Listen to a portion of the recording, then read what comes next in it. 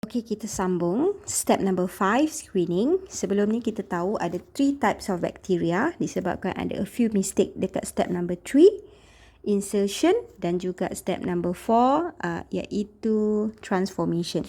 Jadi kita ada 3 jenis bakteria. Bakteria dengan recombinant plasmid, bakteria dengan non-recombinant plasmid. Kalau awak tengok saiz dia lebih kecil, plasmid ni. Okey, beban ni lebih kecil. Dan waktu transformation juga ada bakteria yang did not receive any plasmid. So ada 3 types of bacteria. So, jadi screening perlu dibuat untuk kita pilih mana satu yang kita nak. Okey. Bakteria nombor 1, bakteria nombor 2, bakteria nombor 3. So, yang mana satu kamu nak? Yes, number 1. Sebab kita penat-penat extract, isolate target gene, penat-penat masukkan, mestilah kita nak bakteria yang mempunyai gene yang kita target, gene yang kita nak insert tersebut. Jadi, we want to eliminate the other 2. Kita nak buang lagi 2 ni. Okay, tapi secara logiknya, boleh je awak tengok bawah mikroskop, pilih satu. Tetapi, it's going to waste a lot of time. Instead, kita boleh buat screening dengan blue-white screening. Kita look at the colour. Okay, apa itu screening? Okay, step dia adalah we going to plate out, okay, bakteria yang kita dah buat transformation and so on. Kita masukkan ke dalam satu nutrient. Nutrient ni macam jelly yang ada dalam petri dish. Di dalam jelly tersebut mempunyai ampicillin dan juga X-gal. Kandungan X-gal tu adalah lactose. So, dalam X-gal tu ada lactose dan pada masa yang sama termasuk dengan ampicillin. So, ampicillin adalah sejenis antibiotik. Fungsi ampicillin adalah untuk membunuh bakteria. Jadi, bakteria yang resist terhadap ampicillin akan hidup. Bakteria yang tidak resist terhadap ampicillin akan mati. Untuk pengetahuan anda juga, fungsi laktos di dalam X-gal tu, dalam nutrient tu adalah sebab laktos ni boleh dipecahkan menjadi glukos dan galactose dengan bantuan enzim yang dikod oleh LAC-Z iaitu beta galactosidase. Jadi sebenarnya kenapa? Okey, kita tengok lagi satu gambar petri dish. Okey, ini adalah nutrient medium yang kita dah masukkan X-gal dan kita masukkan ampicillin. Jadi kita pun letaklah bakteria di dalam bekas ni. So saya letaklah bakteria. So saya letak 3 jenis bakteria tadi. Okey, bakteria yang pertama, bakteria yang kedua, bakteria yang ketiga. So bakteria nombor 1, nombor 2, nombor 3. Okey, bakteria yang pertama, bakteria ni dia ada DNA baru tu, warna kuning. Okey, dia ada recombinant DNA. Bakteria yang kedua hanya mempunyai non-recombinant plasmid. Okey, yang first ada recombinant plasmid, yang kedua ada non-recombinant plasmid, dan yang ketiga tak ada langsung plasmid. Jadi, di dalam medium ini, kita ada 2 bahan, iaitu X-gal dan juga ampicillin. Apa ampicillin akan buat? Ampicillin ni akan bunuh mana-mana bakteria yang tidak ada plasmid. Kenapa? Cuba kita rewind balik. Kita dah tengok bentuk plasmid. Salah satu ciri plasmid tu, dia kena ada selectable marker, iaitu dia kena ada resistant to ampicillin. Jadi, sesiapa yang ada plasmid, secara automatik dia resist terhadap ampicillin. Maksudnya, bakteria nombor 1 dan bakteria nombor 2 automatically resist terhadap ampicillin sebab mereka mempunyai plasmid. Kan, ada plasmid. Tak kisahlah plasmid tu recombinant atau non-recombinant, dia ada plasmid. Jadi, both of number 1 and number 2 bacteria will survive. Okay, alive. Tetapi bakteria number 3 disebabkan ampicillin tu will definitely kill. So bakteria number 3 akan die. Awak tak akan nampak lah, they not going to be able to grow. Dia tak akan amplified pun, tak akan reproduce pun.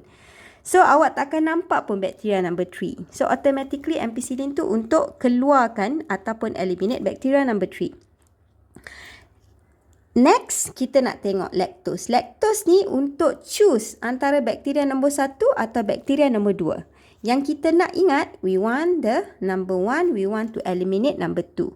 Jadi, kita kena tengok color tersebut. Color biru ataupun warna putih. blue or white screening.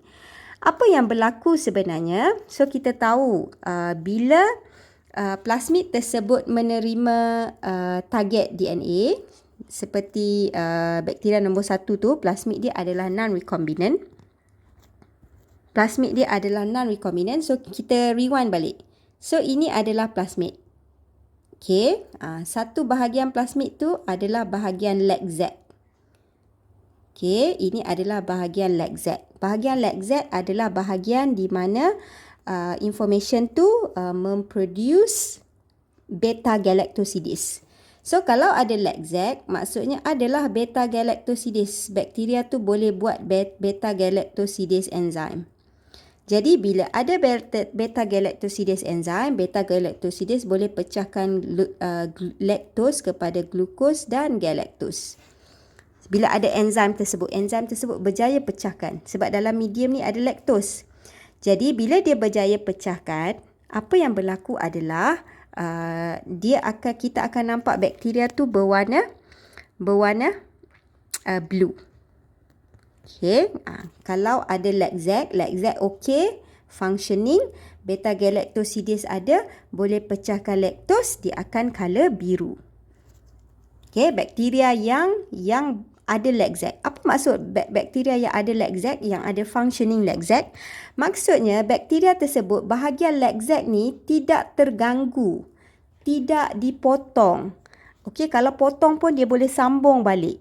Maksudnya plasmid yang non-recombinant.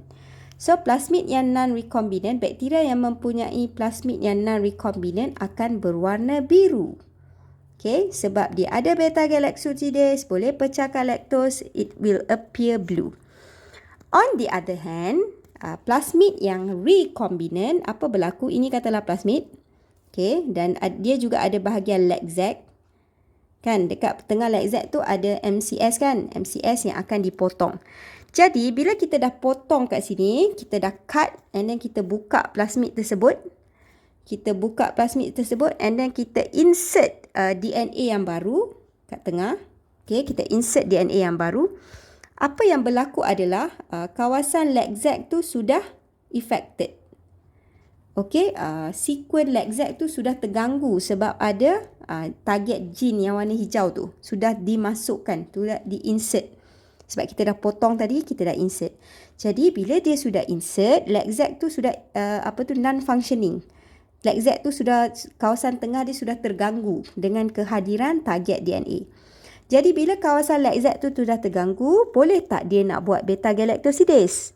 Jawapannya tak boleh. So no beta-galactosidase. So bakteria yang mempunyai recombinant plasmid tak boleh buat enzim beta-galactosidase. Jadi bila tak boleh buat beta-galactosidase, boleh tak pecahkan laktos? Laktos tak boleh dipecahkan. Jadi bila laktos tak boleh dipecahkan, dia akan appear white. The colour will be white. So dalam ni akan ada tompok-tompok lah yang awak akan nampak. Saya guna colour yang lebih sesuai lah. Awak akan nampak tompok-tompok warna putih dalam petri dish ni. So kalau nampak warna putih tu, itulah bakteria nombor 1 yang mempunyai recombinant plasmid. Lepas tu awak juga akan nampak tompok-tompok warna biru, colonies. Tompok-tompok ni kita panggil colonies of bacteria. Setelah dia amplified, dia dapat anak, so dia akan jadi banyak lah. So bila nampak biru ni, ini adalah bakteria number 2. Bakteria yang mempunyai non-recombinant plasmid. Jadi kita guna mata kita, kita tengok. Jadi kita tak nak yang warna biru, kita nak warna putih. Ingat, putih suci dan murni. Kita nak warna putih. Hati awak putih. Jadi kita akan keep the white colonies and discard the blue colonies. Dalam realitinya, ini yang awak akan nampak. Okay, macam ni. Dia ada warna biru, ada warna putih. So, kita akan ambil spatula. And then kita buanglah yang biru tu. Kita scrap off and throw out the blue ones. Untuk bagi space kepada the white ones. Supaya yang putih tu boleh grow lagi banyak. So, dalam gambar ni putih tu tak nampak sangat. Tapi there is a white colonies. Jadi, ini kesimpulan daripada proses screening. Jadi saya dah buat bentuk-bentuk bakteria kat atas ni, awak boleh tengok. So kita ada bakteria dengan recombinant plasmid, bakteria dengan non-recombinant plasmid, bakteria dengan no plasmid at all. Jadi status dia, dua-dua ni akan alive sebab dua-dua ada plasmid. Bila ada plasmid, ada selectable marker. Bila ada selectable marker, dia resist to ampicillin. So, ampicillin tu adalah untuk membezakan antara bakteria yang ada plasmid dengan bakteria yang tak ada plasmid. Okay, bakteria yang ada plasmid dengan bakteria yang tak ada plasmid. Bakteria yang tak ada plasmid akan die. And then colour, of course, yang hidup adalah bakteria nombor 1 dengan nombor 2 saja yang hidup. Nombor 3 dah mati. And then colour dia akan jadi white. Colour non-recombinant plasmid punya bakteria akan warna blue. So, leg Z. Leg Z ni, dia sudah tak functioning sebab di bahagian dalam multiple conicyte dalam leg Z tu sudah dipotong dan di-insert dengan target DNA. While recombinant plasmid tak ada target DNA masuk, jadi dia masih functioning. Yang lain-lain ni semua tak ada kaitan lah sebab dia dah mati. So, beta-galactosidase, kalau ni non-functioning, automatically beta-galactosidase pun tak adalah sebab beta-galactosidase ni dibuat berdasarkan maklumat daripada LACZ.